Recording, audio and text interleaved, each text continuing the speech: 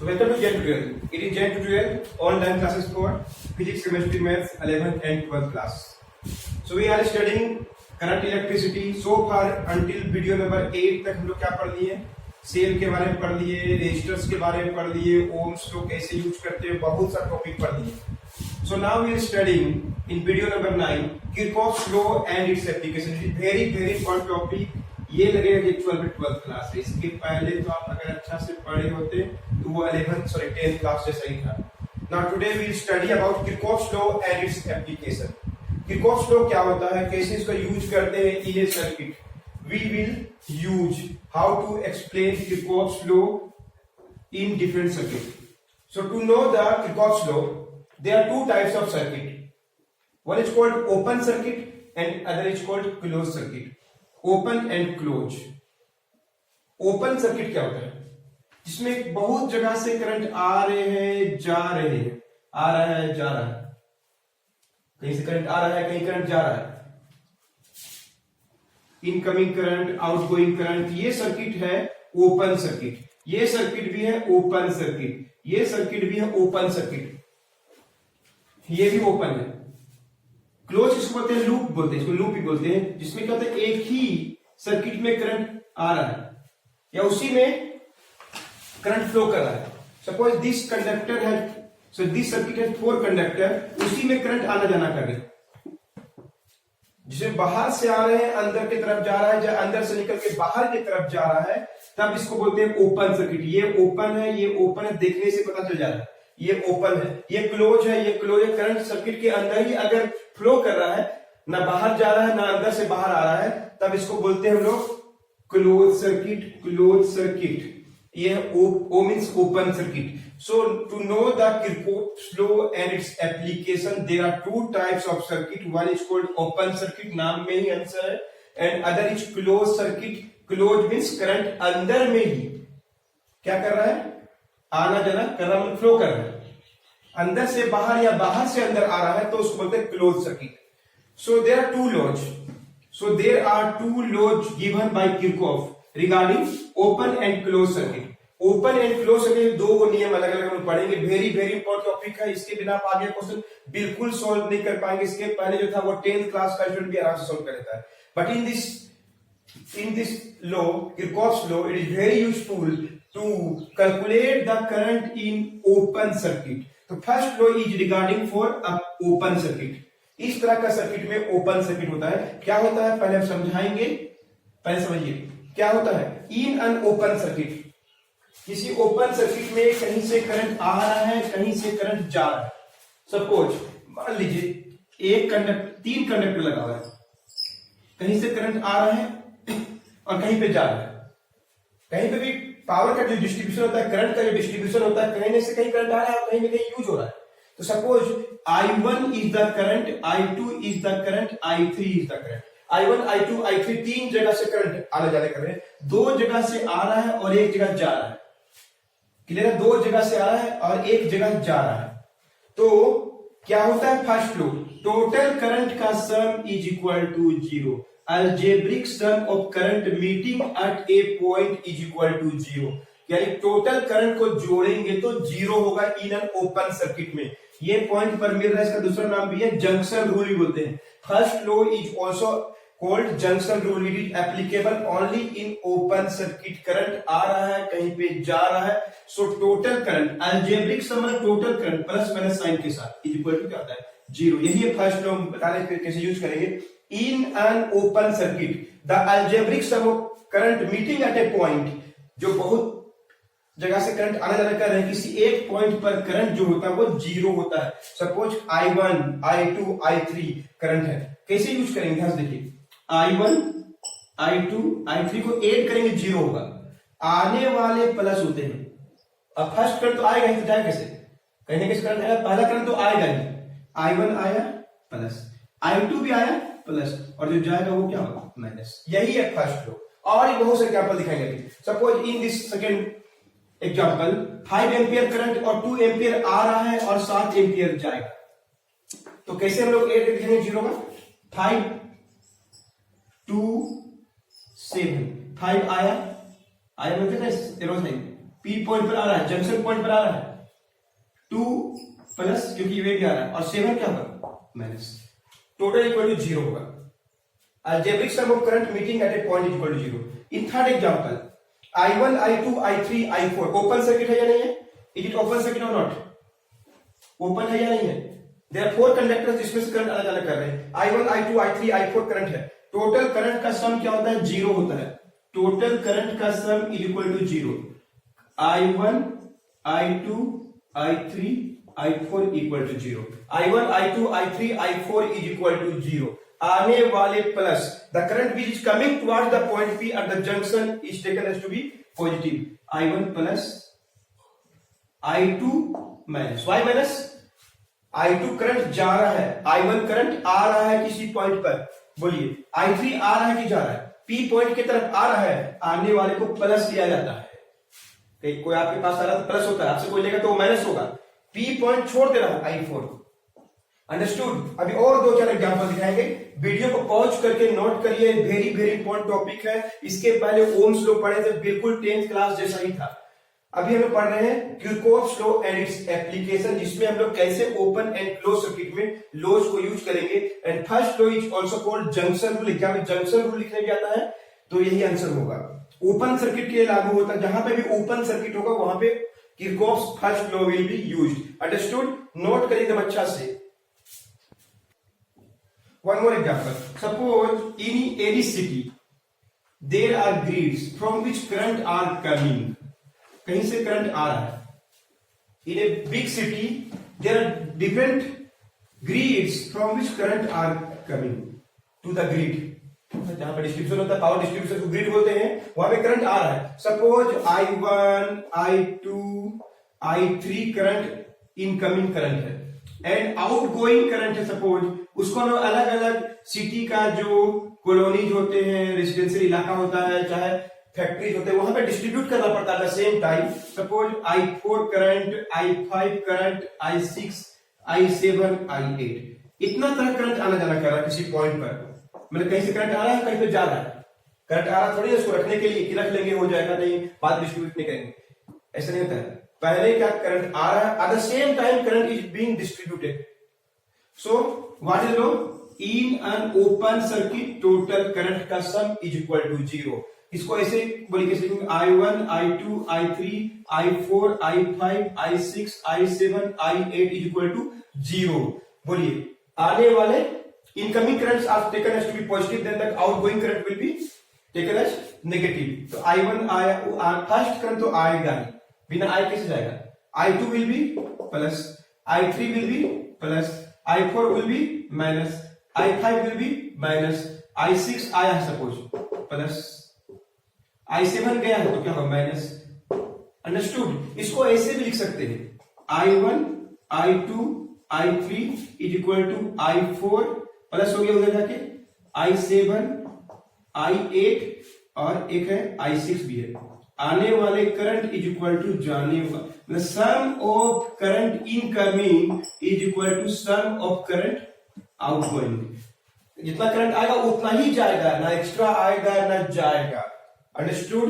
मतलब इसको ऐसे लिख सकते हैं, फर्स्ट लो को क्या लिख सकते हैं हम लोग? सम ऑफ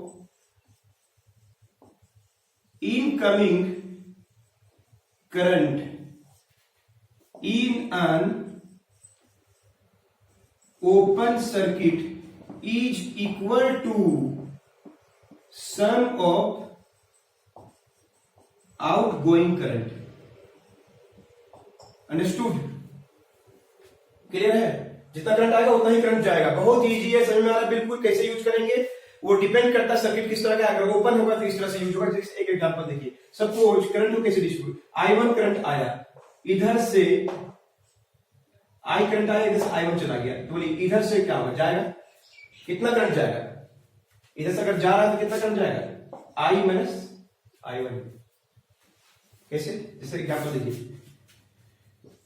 10 एम्पियर करंट आया, 10 एम्पियर करंट आया, 3 एम्पियर करंट इससे गया, इधर क्या होगा? जाएगा कितना? 7 एम्पियर करंट आया, 10 एम्पियर गया 3, तो पक्का इसे 7 जाएगा तब ना 0 होगा। It's very simple, very easy mathematics. So 10 3 7 equal to 0, 10 minus 3 minus 7 equal to 0। जितना करंट आएगा उतना ही करंट जाएगा। 10 माइनस 3 माइनस 7 इक्वल टू 0। 10 आया, 3 गया, 7 गया, इक्वल टू 0। तो यहां पे देखिए तो कितना करंट आया, आई। अपने मन से I1 करंट चला गया दिस साइड, तो बाकी बचा हुआ करंट किसे जाएगा, थ्रू दिस सर्किट। कितना जाएगा, I माइनस I1। जोड़ के देख लीजिए, जोड़े I1 माइनस I1, 0 आना चाहिए, आई नहीं, देखिए कैसे, I आया प्लस, I1 गया माइनस, और ये भी गया माइनस, तो क्या होगा, I minus I1 minus I plus I1, सब कट जाएगा 0। अंडरस्टूड। एक और एग्जांपल बताइए, देखते को बताएगा। 4 एम्पियर करंट आया, 5 एम्पियर करंट आया, 2 एम्पियर करंट इससे गया, तो इससे कितना करंट जाएगा, 4 और 5 9 आया है, 2 गया है, तो यहां से कितना जाएगा, 7 ampere current will go. Check करके देख लीजिए, बिकॉज फर्स्ट लॉ के अनुसार है कि नहीं। कौन कौन आया, 4 आया, 5 आया, 2 गया, 7 गया, आने वाले प्लस 4 और 5 आया है, 2 गया, 7 गया, 9 माइनस 9 0। अंडरस्टूड। आई करंट आया, I1 करंट आया, बड़ी कितना जगह से आई करंट आया है, I1 आया है, तो इधर से कितना I प्लस I1 करंट जो आया वो लौट जाएगा। समझा कि नहीं, I भी करंट आया, I1 भी आया, लौटेगा कितना, कितना जाएगा यहां से, I प्लस I1। अंडरस्टूड। ये है किरचॉफ्स फर्स्ट लॉ, बहुत सिंपल समझा दिए। Understood. Sum of incoming current is equal to sum of outgoing current. कोई बुक में ऐसा भी लिखा हुआ है statement, sum of incoming current with the different conductors in a open circuit is equal to sum of the current which are outgoing out of the circuit. Circuit से जो दूर जा रहा है उसका प्लस, और जो आने वाले उनका plus will be same. Understood all this example. जल्द से वीडियो को पॉज करके नोट करिए, एक दो एग्जांपल और दिखाते हैं। So try these examples to use Kirchhoff's first law। 3 ampere आया, 4 एम्पियर आया, 2 एम्पियर गया, तो यहाँ पे जाएगा कि आएगा वो चेक करके देखिए क्या होगा, यहाँ पे जाएगा कि आएगा वो देख लीजिए आप। 4 आया, 5 आया, 2 आया, 7 गया, सॉरी 12 गया, तो यहां से क्या होगा, आएगा कि जाएगा, चेक करना चाहिए आपको। आई करंट आया, आई उसमें से कुछ भाग I1 निकल गया और कुछ भाग I2 भी निकल गया, तो इधर से पक्का निकलेगा, कितना निकलेगा वो आपको बताना है। ट्राई वीडियो को पॉज करके बनाइए, आंसर हमसे अगला फ्रेम में चेक करिएगा। So what the answer, 3 ampere, 4 ampere, 7 ampere आया है और 2 एम्पियर गया है, तो यहां पे कितना जाएगा, 3 और 4 7 आया है, 2 गया है, तो पक्का 5 आएगा। और थोड़ा भी डाउट है तो शर्माना नहीं चाहिए, आप ऐसे कर लीजिए। किरचॉफ्स फर्स्ट लॉ, 3 आया, 4 आया, 2 गया, x के बारे में पता नहीं, इज इक्वल टू क्या होगा, 0। सिंपल से x मान लिया इसको। देखिए कितना 5 आएगा, प्लस आएगा कि माइनस आएगा उसी पे डिपेंड करता है। प्लस आएगा तो आ रहा है और माइनस आएगा तो जा रहा है। 7 में 2 गया 5, 5 प्लस x इक्वल टू 0, तो x का वैल्यू माइनस में आया, इसका मतलब क्या हुआ, 5 एम्पियर जा रहा है। तो सिंपल सा मैथ्स टाइप का भी यूज कर सकते हैं, किरचॉफ्स लॉ को यूज करके। 3 आया, 4 आया, 2 गया, x अपने में से प्लस है मान लो, x का वैल्यू माइनस आया, इसका मतलब क्या हुआ, 5 गया। अंडरस्टूड। ये वाला इसी को चेक कर लो, नहीं पता सर, x लिख लीजिए, एकदम सिंपल सा है। 4 आया, 5 आया, 2 आया, 3 गया, x के बारे में नहीं पता, क्या यूज किया, total current is equal to 0 होता है। किरचॉफ्स फर्स्ट लॉ यूज कर लिए। 4 आया प्लस, 5 आया प्लस, 2 आया प्लस, कौन कौन गया, 3 माइनस, कौन गया, 12 माइनस, 4 5 9 2 11 में 15 गया, माइनस 4 प्लस 1, x का वैल्यू प्लस 4 आया, इसका मतलब क्या है, 4 एम्पियर करंट क्या होगा, इसका x का वैल्यू क्या होगा, 4 एम्पियर करंट क्या होगा, आएगा। अंडरस्टूड। 4 एम्पियर करंट आया, प्लस आएगा मतलब आएगा, ऐसे हम लोग कर सकते हैं, कोई बहुत मुश्किल नहीं है। समझा, 4 एम्पियर करंट इनकमिंग है, माइनस आया मतलब आउटगोइंग है। अंडरस्टूड। बोलिए, इसमें x मान लीजिए, क्या होगा I minus I1 minus I2 plus x equal to 0। तो क्या होगा x equal to I1 plus I2 उधर क्या माइनस x। क्लियर है? ये वो जाने वाला साइन लिखे तो यहाँ पे आपको क्या लिखना पड़ेगा माइनस लिखना पड़ेगा, माइनस लिखना पड़ेगा। तो क्या हो जाएगा ये जाने वाला साइन लिखे हैं तो माइनस लिखना पड़ेगा यहाँ पे। तो क्या होगा x इक्वल टू उधर गया I minus I1 minus I। तो बहुत सिंपल चीज है, ज्यादा दिमाग नहीं लगाना है। किरचॉफ फर्स्ट लॉ कैसे यूज करते हैं बता दिए, कोई डाउट नहीं होगा, बस बहुत सिंपल है। Incoming current is equal to outgoing current या टोटल करंट का सम इज इक्वल टू 0। इन आने वाले प्लस तो आउटगोइंग विल बी नेगेटिव। ये था किरचॉफ फर्स्ट लॉ। अंडरस्टूड? इस फ्रेम को भी नोट कर लीजिए, बताते हैं कि second law. Second law of Kirchhoff की second law is used in close circuit, मतलब उसी सर्किट में करंट आना जाना कर रहा है। क्या लॉ है? वेरी वेरी इंपॉर्टेंट टॉपिक है, इसके बिना आप आगे नहीं पढ़ पाइएगा। अगर ये दोनों नहीं जानेंगे तो आप इसके आगे बिल्कुल नहीं जा पाइएगा। Suppose there are 3 conductors A B C, तीनों में करंट आना जाना कर रहे हैं, तीनों में करंट आना जाना कर रहे हैं। Suppose I1 current, I2 current, I3 current. Clear है? रेजिस्टेंस R1 है, याद है पढ़े रेजिस्टेंस क्या होता है? करंट को रोकने वाला। पढ़े वो 10th क्लास में भी रेजिस्टेंस, पिछला टॉपिक सब वीडियो में पढ़ चुके हैं। रेजिस्टेंस करंट को रोकने वाला होता है सर्किट में, कंडक्टर में। और सपोज एक बैटरी लगा हुआ है in any of the conductor, बहुत सा बैटरी भी हो सकता है, एक बैटरी भी हो सकता है। बैटरी का शक्ति जिसके चलते करंट फूलता है इसको ईएमएफ बोलते हैं, सुनो में 10th क्लास में पिछला वीडियो ईएमएफ। और बैटरी के अंदर भी इंटरनल रेजिस्टेंस होता है। क्लियर है? अब हम लोग इसका डायरेक्शन, सपोज इसमें आ रहा है, इसका इधर जा रहा है और इसका इधर, मतलब इसमें निकल जाना होगा। ये एक सर्किट डायग्राम मिला आपको, इसमें कैसे किरचॉफ को यूज करेंगे, मतलब ये बहुत से एग्जांपल नहीं तब समझ में आएगा। हम भी जब पढ़ते थे तो हमको भी 4-5 एग्जांपल के बाद समझ में आया था। डोंट वरी, हम बता रहे हैं क्या होगा। क्या है second law? Just like Ohm's law. इसको दो तरीका से लिखा है अलग अलग बुक में। Algebraic sum of product and of current and resistance. Algebraic sum of product of current and resistance. Algebraic sum of product of current and resistance in a closed circuit is equal to total EMF of the cell. कोई book में इसको ऐसे लिख सकता है, current into resistance minus difference of EMF is equal to 0। ऐसे लिखी बात है, कोई बुक में ऐसे लिख दिया, कोई बुक में ऐसे लिख दिया, बिल्कुल सेम। अभी हम यूज करके दिखाएंगे, पहले हम समझाते हैं तब आपको क्लियर होगा। ध्यान से देखिए, ये क्लोज सर्किट है, सेकेंड लॉ यूज होगा।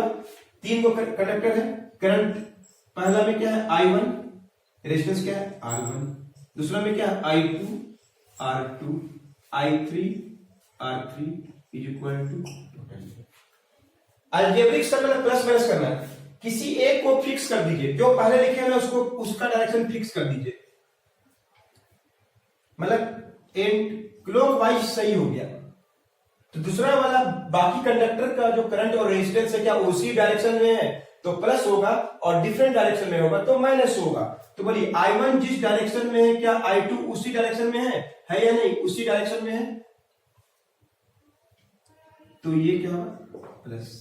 I3 को इधर होना चाहिए था, I3 को इधर होना चाहिए था। क्लियर है? I3 को इधर होना चाहिए था, किधर है? उल्टा है कि नहीं? उधर है कि नहीं? तो क्या होगा minus is equal to total EMF. Clear है फर्स्ट बात? और एक बात कि बैटरी में इंटरनल रेजिस्टेंस, बैटरी का भी इंटरनल रेजिस्टेंस होता है, उसको भी ऐड करना चाहिए उस कंडक्टर में जिसमें है R3 के साथ ये स्मॉल r ऐड होगा। मत घबराइए, अभी और एक एग्जांपल दिखाते हैं। Look here, there are 4 conductors in this circuit. There are 4 conductors in the circuit. Name A, B, C, D. Battery से करंट, सब में रेजिस्टेंस अपना अपना, सब में रेजिस्टेंस अपना अपना। R1, R2, R3, R4, I1, I2, I3, I4। Battery का ईएमएफ वोल्ट में होता है, और आर क्या है, इंटरनल रेजिस्टेंस। अब डायरेक्शन भी फिक्स कर दिए, सपोज इस डायरेक्शन में, वो आपको पता चल जाएगा जब क्वेश्चन दिया जाए, पता चल जाएगा। अंडरस्टूड? करंट आना जाना कर रहे हैं इस सर्किट में, अंदर में ही करंट आना जाना कर रहे हैं। So how to use second law in this circuit? Answer ऊपर लिख रहे हैं।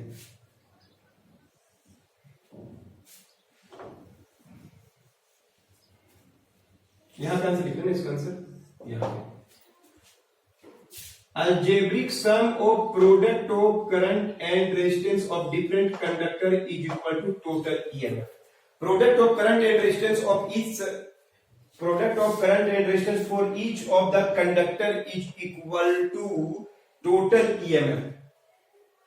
क्लियर है? अब यूज कर देखिए। फर्स्ट कंडक्टर ये वाला है AB, क्या हुआ, I1 R1 current into resistance, सबका करंट इंटू रेजिस्टेंस करना है। सेकेंड वाला क्या है, I2 इंटू R2, थर्ड वाला क्या है, I3 इंटू R3, फोर्थ वाला क्या है, I4 R4 is equal to total EMF। कोई डाउट नहीं है? चारों कंडक्टर का करंट इंटू रेजिस्टेंस मल्टीप्लाई कर दिए, अलजेब्रिक सम प्लस माइनस करिए, पहला वाला को फिक्स कर दीजिए। पहला वाला कौन है, ये वाला, यानी ये डायरेक्शन इसका एंटी क्लॉकवाइज में जो रहेगा वो प्लस होगा। इसमें क्या था, जो क्लॉक है, जो पहला वाला, अब उल्टा भी कर सकते हैं, आंसर में कोई फर्क नहीं पड़ेगा। क्लियर है? सुना बात, बोलिए। I1 R1 इधर की ओर प्लस, I2 R2 उल्टा है किससे, उसी के दिशा में, कि उल्टा है, इसको ऐसे होना चाहिए था कि एंटी क्लॉक के लिए, तो क्लॉक वाइज है, तो क्या होगा, माइनस। है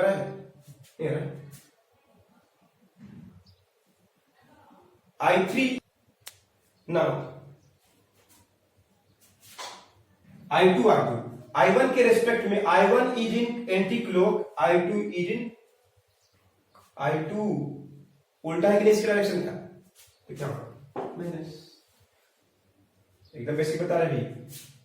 I3 बोलिए, I3 इधर है, I1 के रेस्पेक्ट में सही है कि उल्टा है, सही है। I1 को देखिए, I3 को देखिए, दोनों सेम डायरेक्शन में है कि नहीं। I1 जिधर जा रहा है क्लॉक, एंटी क्लॉक, तो ये भी एंटी क्लॉक है, माइनस। क्लियर है?